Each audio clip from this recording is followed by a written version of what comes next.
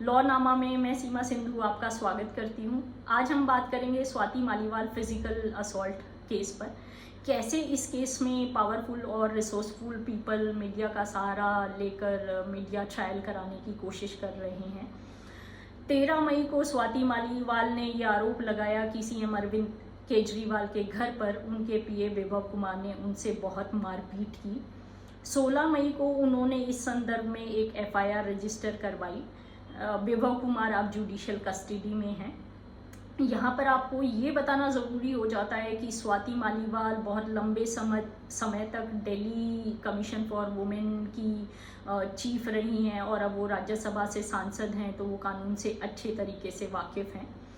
16 मई को ही जब ये एफआईआर हुई तो अरविंद केजरीवाल लखनऊ में एक जॉइंट प्रेस कॉन्फ्रेंस कर रहे थे, जिसके दौरान जब एक पत्रकार ने उनसे इस बारे में सवाल पूछा तो उन्होंने इसका जवाब ना देते हुए माइक अखिलेश यादव को दे दिया, जिन्होंने ये कहा कि अभी इससे और ज़्यादा महत्वपूर्ण मुद्दे हैं बात करने के लिए।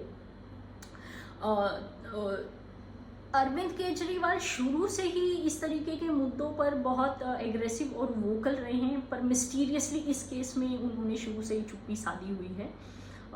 चाहे वो women wrestlers sexual harassment case हो या फिर मणिपुर सेक्सुअल वायलेंस केसेस हो, अरविंद केजरीवाल और आम पार्टी बहुत ही एग्रेसिवली इन मुद्दों को उठाती रही हैं। 22 मई को इस केस पर अरविंद केजरीवाल ने सिर्फ इतना कहा कि इसके 2 वर्जन हैं, तो इसमें एक फेयर प्रोब होनी चाहिए। अरविंद केजरीवाल की इस स्टेटमेंट के बाद से ही स्वाति मालीवाल एक के बाद एक मीडिया चैनल्स को इंटरव्यू दे रही हैं और अपने पक्ष में नैरेटिव क्रिएट करने की कोशिश कर रही हैं। वो अब तक स्मिता प्रकाश, टाइम्स नाउ, CNN TV 18 और इंडिया टुडे को इंटरव्यू दे चुकी हैं, इलैबोरेट इंटरव्यू दे चुकी हैं।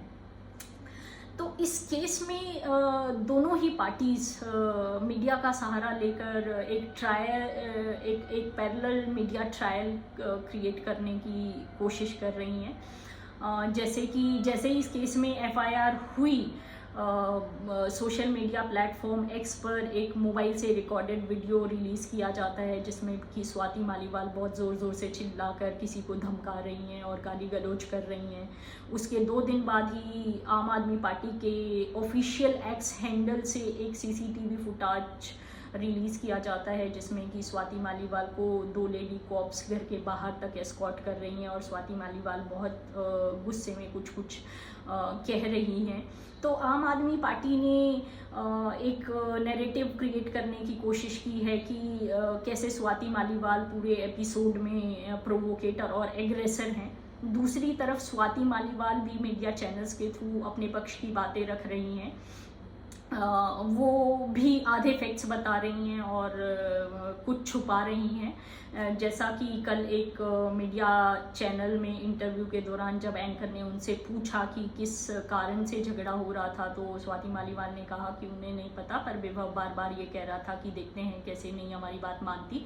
तो जब एंकर ने उनसे पूछा कि क्या बात मनवाने की कोशिश कर रहे थे वो, तो स्वाति मालीवाल ने कहा कि let the police investigate it. So आप देख रहे हैं कि कैसे हाफ ट्रूथ बताई जा रही हैं, कुछ फैक्ट्स बताए जा रहे हैं, कुछ छुपाए जा रहे हैं। तो दोनों ही पार्टीज अपने अपने साइड की बातें बताकर एक मीडिया ट्रायल चला रही हैं केस में। तीसरी तरफ मीडिया भी इसमें बेनिफिट ले रहा है, चाहे वो टीआरपी के लिए हो, चाहे उनकी पॉलिटिकल एफिलिएशंस के हो। जैसे कि एक इंटरव्यू में एंकर ने स्वाति मालीवाल से पूछा कि क्या इस झगड़े का कारण ये था कि आपको राज्यसभा से रिज़ाइन करने के लिए कहा जा रहा था, तो स्वाति मालीवाल ने इससे इनकार किया। दूसरे चैनल में उनसे पूछा गया कि क्या झगड़े का कारण ये था कि जब अरविंद केजरीवाल जेल गए थे तो उनकी तरफ से उनके सपोर्ट में कोई आवाज़ नहीं उठी, तो स्वाति मालीवाल ने इससे भी इनकार किया।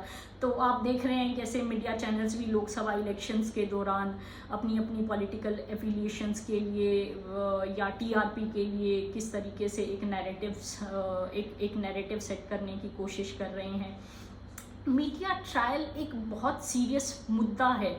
अनफॉर्चुनेटली हमारे देश में अभी तक हमारे पास इसमें एक लेजिस्लेटिव वैक्यूम है, पर सुशांत सिंह राजपूत केस के बाद बॉम्बे हाई कोर्ट का एक ऑर्डर है नीलेश नवलखा, जिसमें कि कोर्ट ने मीडिया ट्रायल्स में मीडिया के लिए एक गाइडलाइन सेट करने की कोशिश की थी इस अनफॉर्चुनेट ट्रेंड को देखते हुए, जिसमें कि एक गाइडलाइन ये थी कि आप कि मीडिया विक्टिम को या विक्टिम के किसी फैमिली मेम्बर को या केस से जुड़े किसी विटनेस को इंटरव्यू नहीं कर सकता।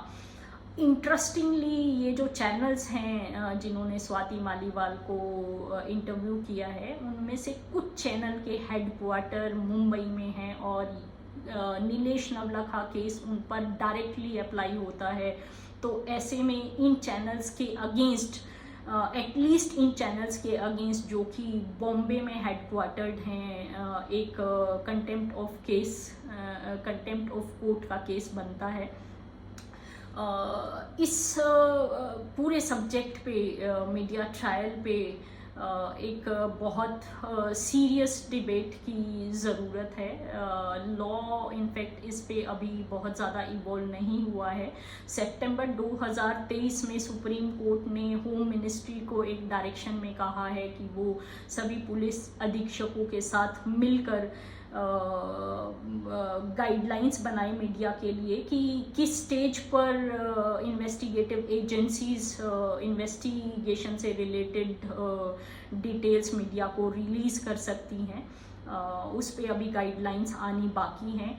हम उम्मीद करते हैं कि इस तरीके के केसेस देखने के बाद जल्द ही सुप्रीम कोर्ट किसी केस में या फिर सुओ मोटो कोग्निजेंस लेके मीडिया ट्रायल के केसेस में मीडिया के लिए कुछ गाइडलाइन सेट करने की कोशिश करेगा, क्योंकि इस तरीके के केसेस ना सिर्फ पॉलिटिकल एडवांटेज के लिए यूज़ किए जाते हैं, बल्कि इस तरीके के केसेस अक्यूज़ के राइट टू फ्री ट्रायल के लिए भी बड़े हार्मफुल होते हैं, क्योंकि उसकी जैसे कि स्वाति मालीवाल तो इस केस में अपना पक्ष रख पा रही हैं, बट विभव कुमार अपना पक्ष नहीं रख पा रहे। उनके स्वाति मालीवाल जो फैक्ट्स मीडिया को बता रही हैं उसकी वेरिसिटी चेक करने वाला कोई नहीं है।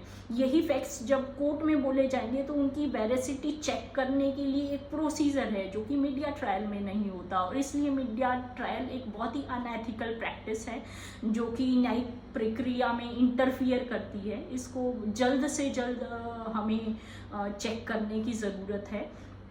आई होप आपको मेरा प्रोग्राम इंफॉर्मेटिव और इंटरेस्टिंग लगा। मुझसे जुड़ने के लिए कृपया मेरा चैनल सब्सक्राइब करें।